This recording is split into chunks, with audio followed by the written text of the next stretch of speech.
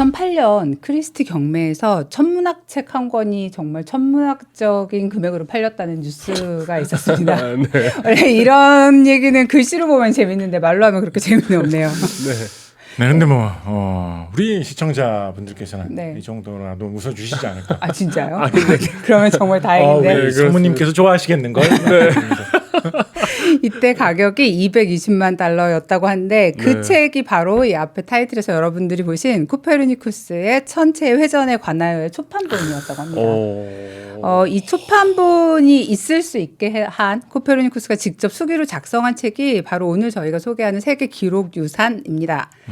저자가 직접 쓰고 그림 버전으로 모탈점, 수정 자국, 잉크 자국까지 그대로 볼 수 있고 당연히 여기에 지금 이걸 저희가 건드리지는 못하겠지만 그 유전자 부스러기 같은 것도 좀 상당히 남아있지 않을까요? 유전자의 어떤 그 보존 기한이란 거에 대해서는 잘 모르고 있지만 이 시대는 구텐베르크 이후니까 막 이렇게 찍어냈을까요? 아니면 나중에 이제 찍어냈겠죠. 찍어냈는데 근데 초판본도 이렇게 찍어냈을까요? 그러니까 지금 요거는 수기 버전은 네. 찍어내기 전에 원고죠, 원고. 네. 헐 대박. 팔자로 다 인쇄 작업을 뭐라고 하지? 그런 조판 작업을 하기 전에 수기 버전. 자필 원고인 거죠. 자필 원고죠. 네. 그러니까 이 필체를 가지고 뭐 그런 거 있잖아요. 뭐 필체를 보면 사람의 성격을 알 수 있고 그거를 코페르니쿠스에게 시도할 수 있는 자료. AI에 인식시켜서 코페르니쿠스체를 만들 수 있는. 그렇습니다. 네. 멋지겠네요. 좋네요. 네. 그 폰트 이름은 쿠스형으로 하겠습니다. 아하. 네. 저희가 지금 진행하고 있는 이 프로그램은 유네스코에서 후원하는 세계 기록 유산에 대한 소개 프로그램입니다. 세계 기록 유산이라는 건 뭐죠? 세계 기록 유산은 유네스코 UN 교육과학 문화기구가 지정하는 기록 분야의 유산이라고 합니다.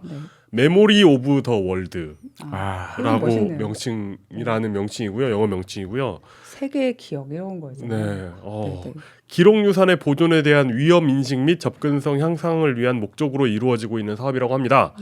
2015년 디지털 형식을 포함한 접근성과 보존에 관한 유네스코 권고안에 따라 디지털화에도 힘쓰고 있다고 합니다. 그러니까 요즘은 이런 기록 유산들이 다 그 PDF 같은 형태로 올라와 있어서 너무 좋네요. 네, 어지간한 사람 물론 본다고 해서 우리가 이걸 알아볼 수도 없겠지만 어쨌든 뭐 예를 들어 진짜 코페르니쿠스체를 누가 뭐 AI로 만든다라고 하면 이런 자료들을 사용을 할 수 있는 거죠. 그렇죠. 네, 그러니까 이런 접근성 증가를 위해서도 그러니까 상당히 힘을 쓰고 있는. 근데 진짜 사실 이 한자 문화권에서는 옛날부터 집자라는 전통이 있거든요. 어떤 새로운 무슨 현판 같은 거 특히 간판 같은 거 달 때 진짜 위대했던 인물의 혹은 진짜 명필이었던 사람이 썼던 글씨 중에 그 글씨를 이루고 있는 걸 뽑아내 가지고 그걸 그대로 붙여놓고 새겨서 예를 들어서 한석봉은 지금 우리 곁에 없지만 한석봉이 쓴 글씨를 모아가지고 똑같은 내용으로 간판을 붙였다 이런 거 하거든요. 속봉체네. 네, 그러니까 그런 식으로 정말 예를 들어서 사실 우리나라 대학도 약간 좀 뭐 왜 그런지 모르겠지만 대학의 어떤 교훈 같은 거를 라틴어로 하는 경우 좀 많이 있거든요. 그렇죠. 뭐 지금 생각나는 게 몇 개 없는데 라틴어를 모르기 때문에. 근데 그런 거 라틴어 교훈 같은 거 딱 할 때 뭐 교문 같은데 이렇게 새겨놓잖아요. 그렇죠. 그걸 쿠스체에서 따와서 그걸 아무 글씨체로나 하는 것보다 예를 들면 특히 뭐 천문학과 이런 게 좀 뛰어난 학교인 경우에 쿠스체, 코페르니쿠스 손글씨체로 이렇게 딱 새겨놓고 좋은데요? 자기 학교의 교훈 딱 그렇게 해놓으면 괜찮아 보이겠다. 우리나라의 국내의 경우에 훈민정음, 해례본, 직지 이런 것들이 세계 기록유산으로 등재가 되어 있죠. 총 16건이라고 하더라고요. 그래서 이제 이 세계 기록유산의 등재 조건을 좀 보면 진정성, 세계적 중요성, 진정성이란 건 뭘 말하는 걸까요? 실어야 하나요? 그러니까 이게 모조품이면 안 된다 이런 거 아닐까요? 안 되는 거 있죠. 네, 그리고 세계적 중요성이 있어야 된다. 그리고 완전성, 그러니까 막 파손되고 막 이제 뭐 몇 장 잃어버리고 이러지 않는 것을 아무래도 선호를 하겠죠. 그리고 뭐 독창성 같은 기준을 충족을 해야 세계 기록 유산으로 등재될 수 있다고 합니다. 그래서 오늘 앞에 말씀드렸던 것처럼 소개할 세계 기록 유산은 니콜라우스 코페르니쿠스의 천체 회전에 관하여인데요. 기록 유산 등재명 원제로 한번 읽어주시겠습니까? 데 레볼루티니오니부스 리브리섹스.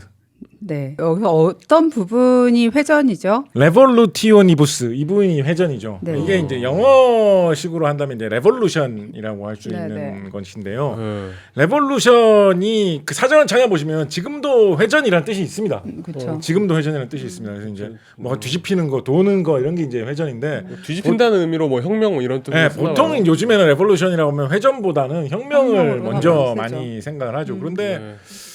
한국말은- 지금도 사전적으로는 회전이라는 뜻도 있습니다. 네. 예, 그래서 뭐 가끔 이렇게 약간 좀 전문 용어스럽게 사용할 때 레볼루션이라는 말을 회전으로 쓰는 경우도 아직도 꽤 있습니다. 예, 왕왕 있습니다. 네. 예를 들어서 뭐 제일 가까운 예로는 뭐 RPM 뭐 이런 것도 예, 레볼루션 퍼 미닛 예, 네. 1분에 몇 바퀴 도느냐. 저 이거 몰랐잖아요. 레볼루션이 아니라 라운드인 줄 알았는데 이거 라운드. 총에서 쓰는 거더라고요. 라운드 퍼 미닛. 한 발 다 쓰고 한참 하나 다 여섯 쓰고. 1분에 몇 발 뭐 이런 거.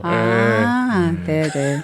이렇게 잘못 알고 그리고 가끔 무슨 물리학 책 같은 거 보시다 네. 보면 한 바퀴 두 바퀴라는 거를 뭐 3REV 뭐 이런 식으로 쓸 때 있습니다. 있어요. 세 바퀴 돌았다 뭐 이런 뜻이에요. 네. 바퀴를 REV라는 이런 말로 약자로 쓸 때 있습니다. 레볼루션에서 온 말이죠. 리볼브의 뭐 그냥 그런 거의 줄임말이 아니었군요. 뭐 그 그렇게 뜻이죠 봐도 결국은. 되는 뭐 거지만. 그 뜻이죠. 네. 그렇습니다. 그렇군요. 네. 그런데 한 가지 재밌는 것은 뭐냐면 이 책이 출판됐을 때 그러니까 많은 사람들에게 읽힌 버전으로는 뭐라고 이 책을 말하냐면 데 레볼루티니오니부스 오르비움 코엘레스티움이라고 하거든요.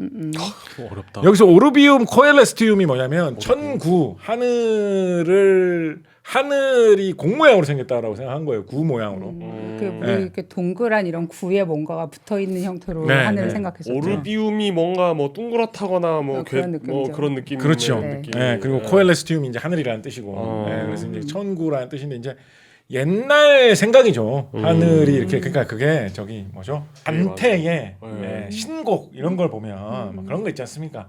제1지옥 밑에 제2지옥이 있고 제2지옥 밑에 제3지옥이 있고 뭐 이렇잖아요. 네. 그리고 천상계로 갈 때도 뭐 제1천국이 있고 제2천국이 있고 이런 식으로 가잖아요. 그런 식으로 단계적으로 지구 주변을 감싸고 있는 그런 하늘의 그런 둥그런 어떤 막 같은 거, 둥그렇게 지구를 감싸고 있는 어떤 그런 알 껍질 같은 거 이런 게 계속 여러 겹으로 있다라고 본 거예요. 네, 그 각각의 겹들이 어떤 거는 태양에 해당되고 어떤 거는 달에 해당이 되고 어떤 거는 별들에 해당이 되고 어떤 거는 행성에 해당이 되고 그런 식으로 해가지고 이제 그게 지구를 이제 돌고 있다는 식으로 생각을 한 거죠. 그래서 이것이 전통적으로 좀 옛날스럽게 유럽권에서 뭐 또 아랍권에서 하늘의 움직임들을 따지는 방식이었습니다. 그런 식으로 둥그렇게 생긴 하늘이 돈다, 움직인다. 이렇게 겹겹이 쌓여서 네. 이렇게 도는 형태로. 네. 그런데 코페르니쿠스 시절부터 그런 것을 좀 서서히 좀 타파해 나가려는 생각이 있었죠. 안 맞는다. 네, 뭐 그런 하늘이 뭐 어떤 그렇게 뭐 더 돌고 뭐 이런 것보다도 뭐 지구가 도는 거 아니야? 네, 뭐 지구가 돈다고 생각을 하면 사실 뭐 하늘이 공 모양으로 지구를 감싸고 있고 어쩌고 이런 게 약간 좀 점점 무의미해지죠. 지구를 공 모양으로 감싸고 있는 그런 게 아니니까. 네, 그래서 나중에 한 케플러 시대 때쯤 되면 천구라는 발상이 거의 무의미해지고 뉴턴 시대에서는 이제 행성의 움직임을 생각하면서 천구라는 생각을 거의 전혀 하지 않죠. 네, 그렇게 되는데 코페르니쿠스가 처음에 이 책을 수기로 사용했을 때는 제목으로 주로 사용하던 말이 데 레볼루티니오니부스 리브리섹스라고 사용을 해가지고 천구라는 단어를 안 사용했어요. 아 그러네요. 네, 여기 리브리섹스 이 말은 도대체 무슨 뜻인지 저도 정확히 잘 모르겠는데 제가 라틴어를 뭘 알겠습니까? 네네. 리브리섹스면 섹스가 6이라는 뜻이잖아요. 네, 그러게요. 그러니까 뭐 여섯 6개의 책, 뭐 6개의 어떤 챕터로 된 책 네, 같은 뭐 6개의 그런- 어떤 물체 뭐 이런 느낌인 것 같아요. 6개의 구성, 약간 뭐 이런 이야기인 것 같아요. 뭐 그런 건가? 뭐 지구와 뭐 그런 건지, 네, 예, 뭐 그 약간 수부지와 뭐 한국식 발상이죠. 네. 한국식 옛날 조선시대 사람들은 네. 칠정산 뭐 이렇게 해가지고 아. 태양, 달, 화성, 토성, 목성, 어. 뭐 수성 뭐 이렇게 뭐 쭉 해가지고 총 7개 뭐 이런 식으로 네. 뭐 그걸로 챕터별로 설명했는데 네. 코페르니쿠스도 그런 식으로 구성을 해서 이런 제목을 붙였는지 어떤지는 모르겠어요. 그래서 처음에는 천구라는 말을 안 쓴 제목을 사용을 해가지고 책을 썼다가 막상 출판을 할 때는 오르비움 코엘레스티움이라는 말을 써서 천구라는 말을 사용을 해가지고 책을 냈습니다. 네. 그러니까 어떻게 보면 처음에 원고를 쓸 때는 조금 더 혁신적인 마음으로 책을 좀 썼다가 나중에 책을 낼 때쯤 돼서는 너무 좀 오버하는 것처럼 책을 쓴다. 내가 엄청나게 새로운 걸 만들었다 이런 식으로 너무 막 하다가 네네. 사람들이 쟤는 뭐 자기가 천문학자 언제부터 천문학자였다고 저렇게 막 잘 새로운 걸 막 개발했다고 막 천재인 양 하는 거야. 코페르니쿠스는 평생 주로 이제 교회에서 성직자 비슷하지만 사실은 어떤 그런 성직의 의무라기보다는 약간 정치적인 일을 많이 하면서 살았거든요. 그렇다 보니까 물론 뭐 천문학도 열심히 했습니다만 사람들에게 많이 알려져 있기로는 그런 식으로 약간 그 정치 세력을 위해서 열심히 일하는 행정가, 네. 정치인 약간 뭐 이런 느낌의 사람이었기 때문에 아무리 천문학을 틈틈이 열심히 했다곤 한들 이 말년에 책을 그것도 약간 상당히 좀 혁신적인 내용의 책을 쓰면서 좀 부담감이 있었던 것은 아닐까. 그래서 흔히 이제 통용되는 책의 판본 이름으로는 천구의 회전에 관하여 로 많이 이야기를 하고 있는데 우리 유네스코 세계 기록유산에 남아 있는 것은 코페르니쿠스가 쓴 그 원고 그것이 이제 남아 있는 것이기 때문에 유네스코에서는 이 번역어를 천체의 회전에 관하여로 부르고 있다고 합니다. 이 책이 뭐 세계 기록 유산으로 등재됐다는 것은 이제 이 책이 담고 있는 이론이 주장하고 있는 이론이 향후 뭐 천문학이나 현대 과학에 어떤 지대한 영향을 끼쳤고 혹은 뭐 이제 어떤 뭐 코페르니쿠스적인 전환 이런 얘기도 많이 하고 그러니까 인류의 사상을 좀 진보시키고 새로운 개념을 제시했다라는 좀 역사적 의미를 보는 분들이 되게 많지 않았나라는 생각이 들고요. 그러니까 그래서 이제 사실은 이게 어떤 아까 말씀하셨던 것처럼 이게 완벽하게 뭐 어떤 이전까지 있던 천문학의 모든 문제들을 깔끔하게 해결한 그런 거라기보다 오히려 이후에 사람들이 생각하는 방식을 좀 제시한 그런 좀 인문학적인 측면의 진보라고 볼 수 있는 면이 더 많지 않을까라는 생각이 좀 듭니다. 이 책이 가지는 과학적 의미들을 조금 정리해보자면 어떤 부분을 말을 할 수가 있을까요? 후대에 예를 들면 과학사, 과학철학 이런 거에 대해서 정말 열심히 연구하신 그리고 정말 명성도 높으신 뭐 토마스 쿤 뭐 이런 분들이 있지 않습니까? 네네. 이런 분들이 이제 흔히 코페르니쿠스의 업적에 대한 의미 이런 거를 이야기하기로 그런 이야기도 많이 합니다. 우리 그 흔히 말하는 그런 거 있죠. 코페르니쿠스 원리. 우리가 사는 지구 혹은 어떤 임의의 물체를 꼽았을 때 그게 우연히 굉장히 특별한 것일 가능성은 별로 없다. 네. 세상에 굉장히 흔하고 우주에 이런 게 굉장히 많은 것 중에 하나가 걸릴 확률이 훨씬 더 높다. 그렇죠. 지구라는 행성도 아주 특별한 우주의 중심인 이런 곳이 아니라 태양을 도는 많은 여러 행성 중에 하나일 뿐이다. 그게 이제 코페르니쿠스 책에도 뭐 이렇게까지 지구를 낮춰서 설명하는 이런 말은 별로 없습니다. 네, 책 네. 자체에는. 근데 그런 것을 이제 암시하고 있는 측면이 있고 이런 말은 코페르니쿠스 책에는 잘 안 나옵니다만 조금 더 나가서 생각을 해보면 태양이 지구를 밝히기 위해서 빛나는 어떤 중심일 뿐이라면 우주의 다른 세계에선 다른 태양도 있고 다른 행성도 있고 그런 것이 얼마든지 있을 수 있는 건 아니냐. 뭐 이런 식의 세계를 보는 방식의 전환을 불러왔다. 뭐 이런 설명을 많이 하죠. 그래서 지구라는 곳 어떤 사람이 누리고 있는 뭐 이런 환경 이런 것이 어떤 특별하게 선택되어서 뭐 이렇게 만들어진 이상한 어떤 그런 것이 아니라 우주에 이런 것이 되게 보편적으로 많이 있고 그 중에 어떤 하나일 것이다. 그런 것 하나가 자연스럽게 설명이 될 수 있는 것일 뿐이지 뭐 지구라는 것이 우주의 중심이고 이 모든 것을 중심으로 다 모든 게 그게 딱 맞춰져 가지고 어떤 뭐 그걸 위해서 움직인다 이런 발상으로 세상을 보는 것은 틀렸다라는 쪽으로 나아가게 해주는 돌파구를 열었다라는 식으로 이제 후대에 끼치는 영향을 이야기하기도 합니다. 그런 면에서 이제 코페르니쿠스적 전환 뭐 이런 말도 좀 활용되는 면이 있는 것 같고요. 근데 그거는 이제 후대의 여러 가지 뭐 종합적인 과학으로 인한 세계를 보는 방식의 변화 이런 거를 다 통틀어서 설명할 때의 어떤 그런 위상이라고 하면 뭐 그런 의견을 충분히 말할 수 있을 것 같고요. 그런데 코페르니쿠스 당시에 그때 그 시절에 어떤 과학에 천문학에 영향을 미쳤느냐로 좀 축소를 해가지고 살펴본다고 한다면 뭐 이제 제가 말씀드리는 거라 가지고 이 의견 너무 깊게 보실 필요는 없는데 근데 이 의견도 많이 이야기하는데요. 네. 제가 뭐 개인적으로 개발한 이야기는 아니라 네. 이런 거를 이야기했다는 데서 당시로서는 큰 의미가 있는 것 같아요. 우리나라도 그렇고 예로부터 내려오던 그런 근대 이전의 연구 방식에서는 항상 어떤 식으로 많이 이야기를 하냐면 과거에 먼 옛날에 굉장히 위대했던 인물들이 뭔가를 만들어 놓은 거예요. 그렇죠. 최고의 공자, 맹자 이런 사람들이 뭘 해놓은 거예요. 그리고 그 뒤에 사람들은 그거를 어떻게든지 최대한 잘 따라가기 위한 그런 거를 열심히 하는 사람들인 겁니다. 네. 그렇죠.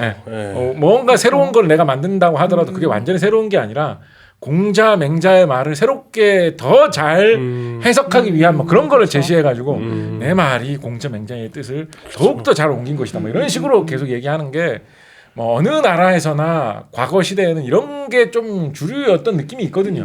과거에 뿌리 있게 자리 잡았던 그런 위대한 사상의 덩치가 너무나 크고 그거를 함부로 비판한다라는 것은 굉장히 불경스러운 짓으로 생각될 정도로 그렇죠. 할 수 없는 그런 일이었는데 코페르니쿠스는 몇천 년 동안 기본 틀이라고 생각되었던 프톨레마이오스의 천동설 체계의 근간을 기본적으로 뒤엎는 발상을 슬쩍 제시를 하면서 이게 더 맞는 것 같다라는 이야기를 하면서 그런 과학적인 현상을 보는 방식을 좀 바꾼 것 같아요. 무조건 옛날 사람들이 만들어 놓은 게 완벽하고 그걸 어떻게든지 우리가 최대한 참 의미를 깨달아 나가는 것이 과학 연구의 방향이 아니고 계속 하다 보면 옛날 사람들이 한 것도 틀린 것도 얼마든지 발견될 수 있는 거고 새로운 길을 자꾸 찾아 나갈 수 있는 거고 그런 게 과학 발전이지. 약간 그런 방향으로 과학 발전의 방향을 좀 과감하게 열리게 한 것 이런 것을 큰 의미라고 할 수 있지 않을까라는 생각도 해봅니다. 생각해보면 르네상스 시대의 예술이나 뭐 문학이나 다른 방향들은 다 예전에 있는 거를 어떻게 다시 읽어보고 다시 똑같이 재현을 해보고 그려보고 하는 방향으로 막 열심히 가고 있던 데 반해서 자연과학의 흐름이 확실하게 어떤 결별을 좀 선언을 하게 한 뭐 그런 좀 뭔가 공헌자 중에 하나라고 그렇습니다. 볼 수도 있을 것 같네요. 자연과학이 어떤 도그마가 아니라 그냥 우리 눈앞에 있는 거 잘 그리는 어떤 역할을 해주는 그런 면이 있을 것 같고요. 사실 말씀하신 것처럼 이 당시에 뭐 어떤 막 내놓자마자 막 아인슈타인처럼 막 무슨 이 당시엔 타임지가 없었고 뭐가 있었을까 어디 무슨 신문 일면에 막 프톨레마이오스는 틀렸다 막 이런 거 나와 있는 이 정도의 센세이션은 아니었던 것 같고 오히려 이제 이후에 뭐 케플러라든지 이런 학자들에 의해서 좀 그 중요성이 더 많이 부각이 됐었던 것 같고요. 그러니까 이거는 잘 모르겠어요. 그러니까 그 출판을 맡았던 분이 본인이 추가를 직접 하신 것 같아요. 코페르니쿠스가 이걸 알았는지 몰랐는지는 잘 모르겠어요. 근데 이 서문이 뭐라고 써 있었냐면 천문학자의 의무는 부지런한 관찰을 통해서 하늘의 움직임을 기록하고 원인과 가설을 제시하는 일이고 저자는 그걸 되게 잘 해냈다. 그 가설은 사실 물리 세계와 맞을 필요도 없고 계산과 관찰이 일치하기만 하면 된다. 라는 식으로 언급을 했다고 하더라고요. 약간 좀 한 발 물러나는 거죠. 네, 그렇죠. 네. 이렇게 하면 계산이 잘 된다는 거지 실제로 뭐 이렇다 아니다 그걸 얘기하려고 한 건 아니고. 이때 뭐 종교 개혁이 막 시작이 되고 막 이제 그게 막 세를 넓혀가고 있던 그런 시기여서 굉장히 뭔가 성경에 막 되게 집중하고 있었다고 해요. 그런 루터파들이. 오히려 신교 쪽에서 신교 그렇죠. 쪽이 굉장히 교조적으로 성경을 해석하고 뭐 예를 들어서 뭐 여호수아가 멈추라고 한 건 뭐 태양이지 지구가 아니다 뭐 이런 식의 말을 하면서 이런 지동설을 되게 막 넓게 공격을 하고 뭐 이런 일들 때문에 오히려 되게 방어적으로 이런 문구들이 좀 필요했다라는 얘기들이 있더라고요. 그러니까 어쨌든 이 당시에도 이게 되게 좀 정확한 수학적 모델이었다는 그런 좀 유용한 사고 실험이었다라는 정도의 좀 어떤 긍정적인 활용의 여지는 있었던 것 같고 지금은 사실은 그 정도의 의미를 훨씬 넘어서는 어떤 세계의 기록, 그러니까 우리가 기억해야 할 세계의 기억으로 남겨졌다고 볼 수 있을 것 같습니다. 일단 뭐 이후에 뭐 철학자들이나 그러니까 코페르니쿠스적 전환 사실 생각해 보면은 뭐 지동설이 우리한테 제일 중요한 발견도 아니고 왜 이런 전환을 굳이 코페르니쿠스적 전환이라고 했을까 생각을 해보면. 아까 말씀하신 것처럼 그러니까 르네상스라는 약간 좀 인본주의의 이런 그런 뭔가 시대에 자연 과학이 약간 다른 길로 가게 되고, 그러니까 어떤 인간이나 지구를 좀 인식의 중심에서 대상으로 옮겨가는 이제 그런 어떤 전환을 통해서 현대 천문학과 과학에 좀 어떤 새로운 길 같은 게 열리게 된 점이 아닌가라는 생각이 듭니다. 네, 이게 뭐 출간했을 때는 어땠을지 몰라도 어쨌든 그 이후에 가톨릭에서 금서로 지정해가지고 못 읽게 했던 거 아니에요. 그렇죠. 그랬던 거 보면 그 어떤 그 함의의 그 무게감에 대해서는 뭐 좋은 쪽으로든 나쁜 쪽으로든 인식을 하고 있었던 것 같네요. 그러니까 카톨릭도 사실 생각해 보면 처음부터 되게 단호한 어떤 입장이 있었던 것 같진 않아요. 그러니까 약간 그때 가서 막 주변 사람들이 막 뭐라고 심하게 얘기하면 그래 안 되는 건가 약간 그러면서 금지하고 좀 그런 좀 일관성이 안 보이는 그런 모습을 보이기도 하는 것 같습니다. 천체 회전에 관하여는 세계 기록유산에 1999년에 등재되었다고 해요. 네, 이렇게 유네스코의 세계 기록유산에 등재가 되면 당연히 이제 이런 자료들의 인류적인 가치를 인정을 받게 되는 것이고 보존을 위해서 기술적 지원이 제공이 되고요. 또 아까 말씀드렸던 것처럼 디지털 전환 같은 식으로 이제 이런 유산에 대한 접근권이 강화되는 면 같은 것들을 또 기대할 수 있을 것 같습니다. 네, 오늘 저희는 23억 원에 달하는 인쇄본의 원본인 천체 회전에 관하여 수기본에 대해서 알아봤습니다.